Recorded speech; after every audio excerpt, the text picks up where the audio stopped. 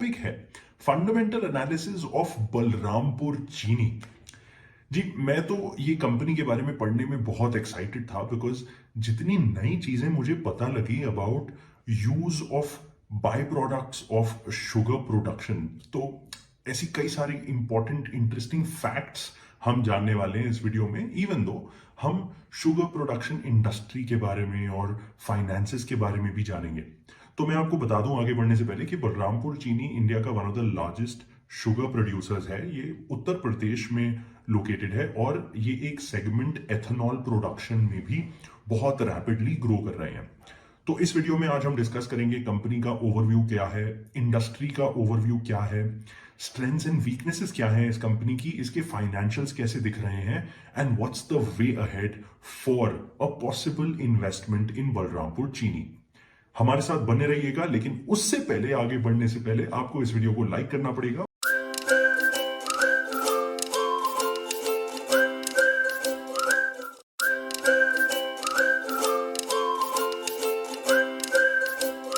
तो आइए सबसे पहले हम बलरामपुर चीनी मिल्स की हिस्ट्री जान लेते हैं कि एग्जैक्टली ये कंपनी शुरू कैसे हुई थी और किस टाइप का काम ये आज कर रही है।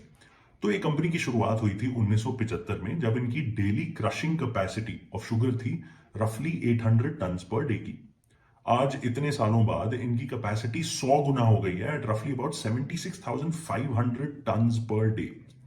लेकिन ये इंडिया की सेकेंड लार्जेस्ट शुगर प्रोड्यूसर ही नहीं, इसकी कई और आइडेंटिफिकेशन फैक्टर्स भी हैं इस कंपनी को जानने के या मानने के। आपको जान के हैरानी होगी कि कंपनी के 10 प्लांट हैं यूपी में और ये 6 लाख फार्मर्स को टच करता है, उनकी लाइव्स को इंपैक्ट करता है। लेकिन उससे ज्यादा ये एक ऐसी कंपनी है इंडिया की जिन्होंने सबसे पहली बार शुगर प्रोडक्शन के साथ साथ एक पोटेंशियल आइडेंटिफाई करा एथेनॉल प्रोडक्शन का, जो एक बहुत ही प्रॉफिटेबल सेगमेंट अब बनता जा रहा है इस पर्टिकुलर कंपनी के लिए। और आज की डेट पे इनके पास 520 kilolitre per day ethanol production की भी कैपेसिटी है। कंपनी के मेजरली 3 ऑपरेटिंग सेगमेंट्स है। पहला है शुगर प्रोडक्शन, दूसरा है एथेनॉल और तीसरा है कोजेनरेशन। एथेनॉल के यूजेस होते हैं, एक ऑफ कोर्स डिस्टिलरी में शराब या अल्कोहल बनाने के लिए, और दूसरा होता है फ्यूल की एफिशिएंसी बढ़ाने के लिए या ग्रीन फ्यूल, मतलब लेस पोल्यूटिंग फ्यूल बनाने के लिए, जिसके बारे में मैं आपको डिटेल में और आगे बताने जा रहा हूं। कोजेनरेशन एक ऐसा ऑपरेटिंग सेगमेंट है जहां पे शुगर प्रोडक्शन की कुछ बाय प्रोडक्ट्स को यूज करके हम फ्यूल बनाते हैं, हम बेसिकली इलेक्ट्रिसिटी जनरेट करते हैं। ये इलेक्ट्रिसिटी यूज करता है बलरामपुर चीनी मिल्स अपने इंटरनल प्रोडक्शन के लिए, और जो भी सरप्लस है उसको ग्रिड को वापस बेच देता है। तो अगर आप देखेंगे रेवेन्यू का breakup among these 3 operating segments, तो 78% of the revenue actually comes from sugar production, 14% comes from the ethanol business and the remaining comes from cogeneration. However, अगर आप profitability देखेंगे उसके अंदर 50% of the profits are actually coming from the ethanol business, which is why the company's focus is on really building capacities in this segment which has huge potential for profits in the future. आप अपनी screen पे देख सकते हैं कि company के 10 plants हैं, 10 के 10 यूपी में, जिनमें से 2 सबसे बड़े प्लांट्स हैं बलरामपुर और बबनन। अगर आप देखेंगे टोटल शुगर क्रशिंग कैपेसिटी में ये दोनों प्लांट्स कंट्रीब्यूट करते हैं रफली 28%, और ये 50% ऑफ द डिस्टिलरी कैपेसिटी में भी कंट्रीब्यूट करते हैं। बलरामपुर इनका मदरशिप प्लांट है, मतलब जहां से पूरी कहानी बलरामपुर चीनी की शुरू हुई थी 1975 में। अगर आप कोजेनरेशन के सेगमेंट्स में देखेंगे तो इंस्टॉल्ड कोजेनरेशन कैपेसिटी है 278 मेगावाट्स की और सेलेबल कैपेसिटी है 168 मेगावाट्स की।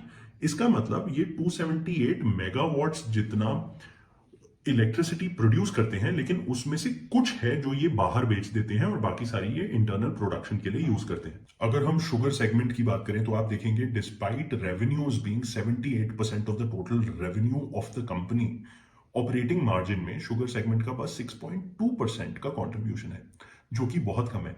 दिस इज डिस्पाइट बलरामपुर चीनी having the best cost structure for sugar production in India.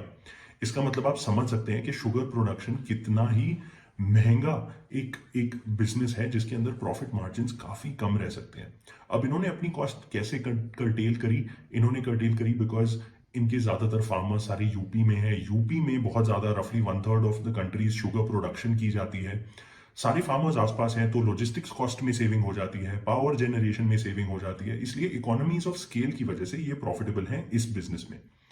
ये शुगर प्रोड्यूस करते हैं डोमेस्टिक कंजम्पशन के लिए, इसलिए हाई क्वालिटी शुगर इंडिया में जो बेची जाती है फॉर डोमेस्टिक कंजम्पशन और B2B कंजम्पशन, उन सारे एरियाज में और सेगमेंट्स में ये लोग फोकस करते हैं। डिस्टिलरी बिजनेस को अगर हम समझना चाहें तो even though it's contributing to 14% of its revenue, लेकिन आधा प्रॉफिट तो इसी बिजनेस से आ रहा है। अब हम ये समझते हैं कि एथेनॉल प्रोडक्शन शुगर प्रोडक्शन से लिंक्ड कैसे है। तो शुगर प्रोडक्शन में मोलासिस प्रोड्यूस होते हैं, ये शायद आपने 9th क्लास की केमिस्ट्री में शायद पढ़ा हो। तो वो मोलासिस को डिस्टिलरी में डाल के इंडस्ट्रियल यूज अल्कोहल बनाया जाता है। ये अल्कोहल ऑफ कोर्स इंडस्ट्री में काफी सारे यूजेस हैं जिसके लिए यूज होती है। उसके अलावा ये एक बायोफ्यूल भी है। कैसे? तो गवर्नमेंट फोकस कर रही है कि अगर आप पेट्रोल के साथ थोड़ा सा ग्रीन फ्यूल जो ये एथेनॉल प्रोड्यूस होता है उसको मिक्स कर दें तो polluting capability of fuel reduce हो जाती है। ये है बेनिफिट ऑफ एथेनॉल। कंपनी की प्रोडक्शन कैपेसिटी एथेनॉल में है 520 KLPD की, KLPD यानी किलोलीटर्स पर डे की, और कंपनी के सारे यूनिट्स चल रहे हैं जीरो लिक्विड डिस्चार्ज की कैपेबिलिटी पे। अब हम ये समझ लेते हैं कि शुगर प्रोडक्शन का बिजनेस ग्रीन फ्यूल या इलेक्ट्रिसिटी बिजनेस से कैसे कनेक्टेड है। तो अगर कभी आपने गन्ने का जूस पिया है तो आपने देखा होगा गन्ने को जब मशीन से निकालते हैं तो उसके बाद एक फाइब्रस सा भूसा सा वेस्ट बच जाता है, काफी सूखा गन्ना। उसे कहा जाता है बगैस। इंग्लिश का वर्ड है BAGASSE। ये बगैस को यूज करा जाता है पेपर प्रोडक्शन के लिए, फूडवेयर प्रोडक्शन, मतलब कोई अगर आप देखेंगे डिस्पोजेबल प्लेट्स बन रही हैं या कटोरियां बन रही हैं उसके लिए यूज होता है। लेकिन उसके अलावा एक बहुत इंपॉर्टेंट यूज है as a biofuel to generate electricity. इसलिए बलरामपुर चीनी क्या करती है, ये इस बगैस जो ऑफ कोर्स शुगर प्रोडक्शन में बहुत सारा उनके पास पड़ा होगा, उसको वो कन्वर्ट करते हैं इलेक्ट्रिसिटी में। This electricity contributes to 8% of their revenues and 8% of their operating profits. ये इलेक्ट्रिसिटी कुछ तो वो अपने प्रोडक्शन के लिए यूज करती हैं और बाकी सारी वो ग्रिड को बेच देती हैं। इसके अलावा बलरामपुर चीनी में ऐश वेस्ट भी जनरेट होता है as a by product which is used as a fertiliser. अगर आप शुगर इंडस्ट्री के बारे में पढ़ना शुरू करेंगे तो आप जानेंगे कि India is the second largest producer of sugar in the world, और इंडिया में इनफैक्ट शुगर कंजम्पशन सबसे ज्यादा है दुनिया की in overall sugar consumption terms, जिसमें से 35% एक्चुअली होती है डोमेस्टिक यूज के लिए और रिमेनिंग 65% होती है B2B यूज के लिए। माने हो सकता है हलवाई शॉप्स या फूड प्रोडक्शन मैन्युफैक्चरिंग कंपनीज। तो ये शुगर प्रोडक्शन हर साल एक CAGR 1% से इंडिया में बढ़े जा रही है। लेकिन आपको तब भी जान के हैरानी होगी कि पर कैपिटा शुगर कंजम्पशन अगर आप देखेंगे तो इंडिया में है 19 kgs पर ईयर की, जबकि वर्ल्ड एवरेज है 23 kgs पर ईयर। तो despite India consuming the maximum amount of sugar in the world, it's possibly only because of the sheer size of our population. एक बंदा, एक इंसान इंडिया में 19 kilo चीनी खा जाता है एक साल में, लेकिन वर्ल्ड का एवरेज अगर 23 किलो का है तो आप मान सकते हैं कि जैसे जैसे डिस्पोजेबल इनकम्स बढ़ेंगी तो इंडिया में भी शुगर की डिमांड कैसे बढ़ती जाएगी। इंडिया में एथेनॉल इंडस्ट्री को समझने के लिए मैं बस आपको एक इंपॉर्टेंट और इंटरेस्टिंग फैक्ट बताने जा रहा हूं।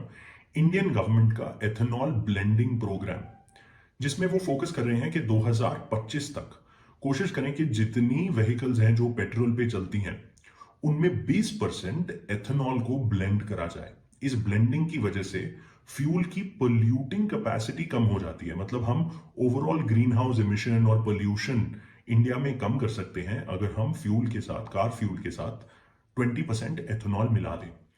इसी रीजन से आप देखेंगे कि करंटली जो एथेनॉल ब्लेंडिंग के लिए जो रिक्वायरमेंट या डिमांड है मार्केट में वो डबल हो जाने वाली है 2025 तक। और ये एथेनॉल ब्लेंडिंग के लिए कार मैन्युफैक्चरर्स को अपने इंजन में भी कोई बहुत ज्यादा फर्क या चेंज नहीं करना पड़ता। माइनर सा चेंज होता है जिसमें पर कार एक एडिशनल कॉस्ट बनती होगी 1000 से 5000 रुपए की। इसलिए आप देखेंगे कि बहुत ज्यादा इंफ्रास्ट्रक्चरल रिक्वायरमेंट की चेंज नहीं है इंडिया में एथेनॉल ब्लेंडिंग और एथेनॉल की कंजम्पशन बढ़ाने के लिए, जहां पे ऑलमोस्ट डबल का पोटेंशियल है 2025 तक। अब फाइनेंशियल्स पे नजर डाल लेते हैं।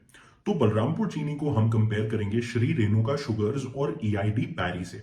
जिसमें अगर आप मार्केट कैप के हिसाब से देखेंगे तो बलरामपुर चीनी का closest competitor is EID Parry, with both of them having a market cap of roughly 8,600 crores. PE ratio Balrampur की है 20.5 की, प्राइस टू बुक रेशो है 3.36 की, और डेट टू इक्विटी रेशो है 0.12 की। अगर इसको आप ईआईडी पैरी से कंपेयर करेंगे तो आपको लगेगा कि इनकी PE ratio, price to book ratio ज्यादा है, और debt to equity ratio actually better है। करंट रेशो भी बलरामपुर चीनी की 4.2 पे 1.34 ऑफ ईआईडी पैरी से बेटर है। रिटर्न ऑन इक्विटी भी 18.8% के हिसाब से काफी अच्छा है, as is the operating profit margin. 5 year sales CAGR को भी देखें तो बलरामपुर ने दिया है 11.8%, जबकि ईआईडी ने दिया है 3.89% का। मुझे समझ आ रहा है कि because of Balrampur early move towards ethanol production, may be the financials look better because of that one reason. Company की सबसे बड़ी स्ट्रेंथ हम जो देखेंगे, दो पर्सपेक्टिव से देखेंगे, एक है टुवर्ड्स शुगर प्रोडक्शन, दूसरा टुवर्ड्स एथेनॉल।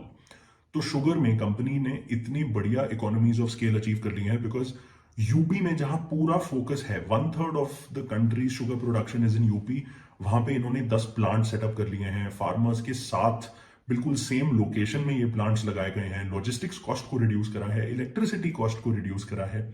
ये इकोनॉमीज ऑफ स्केल कंपनी ने बहुत अच्छी तरह अचीव करे हैं to make sugar production even profitable, which is a task in itself. उसके अलावा साथ के साथ एथेनॉल पे फोकस करना, जो एक high profitability, high growth area है, वो भी एक बहुत अच्छी स्ट्रेंथ है कंपनी की।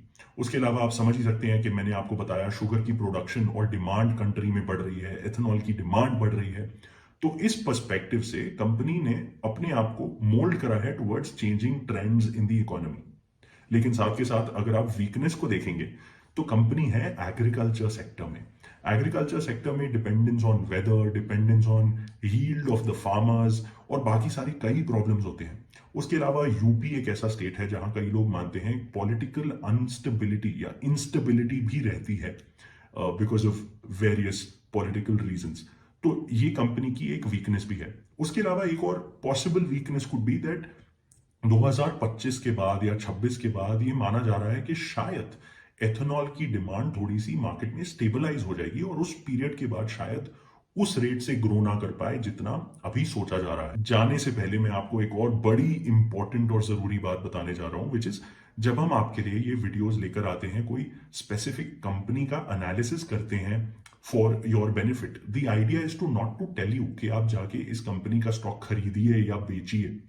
The idea is to educate you in understanding कि किसी भी बिजनेस को एनालाइज करने में आपको कौन सी चीजों को देखना चाहिए। और इस वीडियो के बाद अगर आप एक अच्छे स्टूडेंट हैं फाइनेंस के या इन्वेस्टिंग में एक अपना करियर बनाना चाहते हैं, तो आप प्लीज जाके बलरामपुर चीनी के बारे में खुद रिसर्च करिए, खुद जानिए।